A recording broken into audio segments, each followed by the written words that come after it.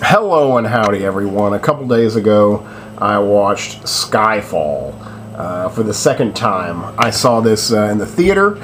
I enjoyed it. I actually wished that I could see it in the theater again. I really wanted to see it in the theater again, but I did not get the chance. I have no problem giving this film a 9. I thought it was elegant. I thought it was very well made, and just a prime example at what an action film should be, let alone a James Bond film. You know, it was intelligent, it was well paced, it meant something. All the characters were real. When something bad happens, you feel it. It took its time. You care about the good guy, you care about the bad guy. It just was very good and really good looking as well. I think this was, the 20th, maybe it says 23rd installment of the longest running film franchise in history. Wow. Okay. So, the film is about, it's a big plot. Basically, a former 00, I believe, it has thought to have been dead, he thought to have been dead, but was traded, to another country to get some prisoners back. So they wanted him for revenge or what have you, and in turn they released some of their prisoners of war. And that agent, who was traded away for the lives of others, would never forgive M16, so he would, or MI6, excuse me. So he would one day, take revenge, and Bond is there to stop him. I think it's definitely one of the best Bond films I've seen. It may be better than Casino Royale. It's a tough call. I don't know. I just have a particular fondness for GoldenEye. That was really the first James Bond movie I think I saw in the theater. And I was just at the perfect age. And then they had an enormous video game come out with that. And so I just always kind of thought as GoldenEye is to be the gold standard, no pun intended, of Bond films. I had to watch Bond a lot, not a lot as a kid, but my dad always watched James Bond movies. It seemed if my dad watched a movie, it was either a Western or a James Bond film. He didn't really watch much else. So it seems like if I ever seen a Western or a James Bond film, it was watched with my father. And, I enjoyed some of those I watched as a kid, a lot. I'm just too antsy. I really always enjoyed the bad guys. I was reminded a lot of the old James Bond films while watching this. It kind of has that, and they do it consciously, it's to stay rooted in the past while reaching forward. And I really feel that, and I think they really pull that off nicely in this film. By just keeping it more classically paced, while, just having the most modern of technology, and, just in terms of, the toys that, we see in the movie, and the filmmaking toys that they use to make the film. It's just the most modern and just really just gives it a futuristic feel in a way. Let's see. All the acting is really good. We've got Daniel Craig coming back for his third time as Bond. We've got Javier Bardem as what was it, Silva? Does it say his name? He's fantastic. One of the best Bond villains in recent memory. Just because he's one of the best actors to play a Bond villain in recent memory.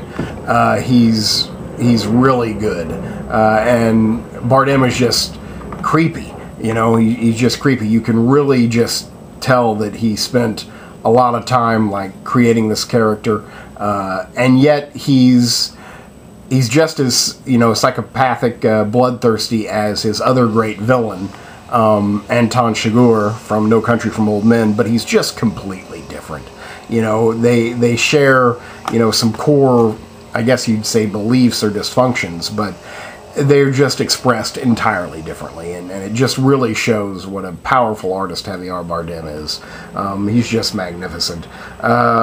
Let's see, Judi Dench is also in it. She's M. She's been M for a while now, I believe, ever since Pierce Brosnan, yeah.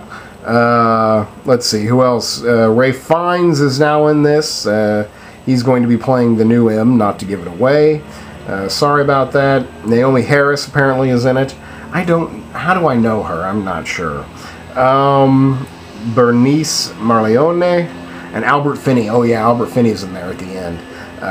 He's always good. And we get, you know, a little piece of the past of James Bond. We don't, you know, get like answers revealed, but we get a little insight into the psychology of Bond, which is not something we get with every Bond film.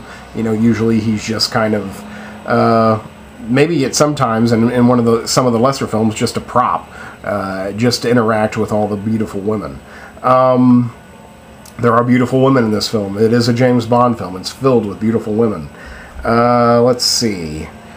It was directed. Let's do written by Neil Purvis, Robert Wade, and John Logan. Not too familiar with those names. I think Purvis kind of sounds familiar. Produced by the people who've been producing him for a while, Michael Wilson and Barbara Broccoli, and directed by Sam Mendes. Sam Mendes is kind of a good choice, especially for the film they wind up with.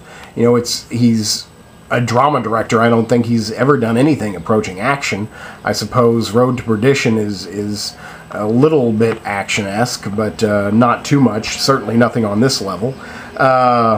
I guess the action isn't really dominant. I've talked with some people, not a lot of people, but some people who think that it's not a great James Bond movie because there's too much talking, too much exposition.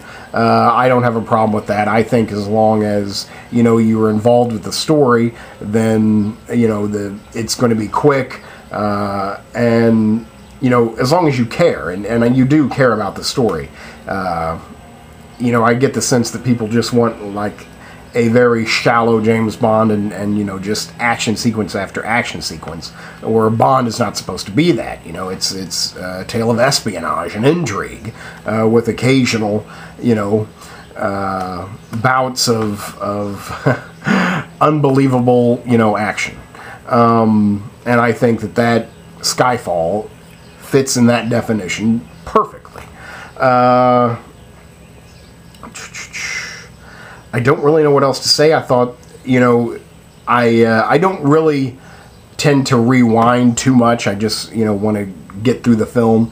But there were a couple times where I rewound here just to get all the action down, because, you know, they don't really...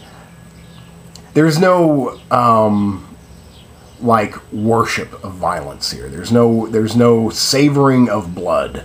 And the violence comes quickly. It's over as soon as it starts, and oftentimes is, you know, again, he's doing impossible things, like he kills, you know, so many people, but he does it, like, just really quick. And it's over before you know it. And sometimes I had to rewind just to see what exactly happened there, you know. And when you watch it again, it all makes sense, and it all seems feasible. But you know, when you're watching just through, it just like goes so quick, and, you know, he's just aced everybody. So the action is really good. You know, I don't know what else to say. It just comes out of nowhere. It really is tense. It builds nicely. Ben Whishaw is also in it. Yeah, I just thought of that. I do know Ben Whishaw. He's the new Q. I don't know what else to say because it's such a good film. I put it on my year-end list. I think it is one of the best films of 2012.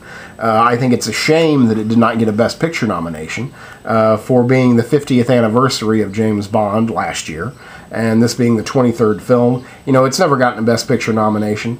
I think, they did like 8 nominees this year or last year, 9 nominees maybe. there's no reason why this shouldn't have been in there, because it, you know, was excellent. You know, it's excellent, and it was a real shame. It did get nominated for some awards, but it did not get a Best Picture nomination, which is a shame. I think it totally deserved it, just because it's so different from the Bonds of recent memory. I mean, you have to go back to maybe Roger Moore, but definitely Sean Connery to find one so classically done. I don't know what else to say. You know, it's a solid 9. I won't give it a 10. You know, I'll give it a solid 9, and call it, you know, probably. I could probably call it the best James Bond film. It's again more emotional for me. I'd say GoldenEye is my favorite. I would probably watch GoldenEye and probably even Casino Royale over this film any day, just because they're, you know, they're both Martin Campbell films for one thing, but they're just so much more fast-paced and I guess a lot more primitively, you know, satisfying, where this is just more for the head, and is definitely very rewarding, probably more rewarding because of that aspect, where it, you know, it appeals to your head and your heart, and also occasionally just grabs you by the balls with action, where the other GoldenEye and Casino are just, I think they are primarily focused with grabbing you by the balls and then doing everything else secondarily. So I think that makes Skyfall a little bit different. I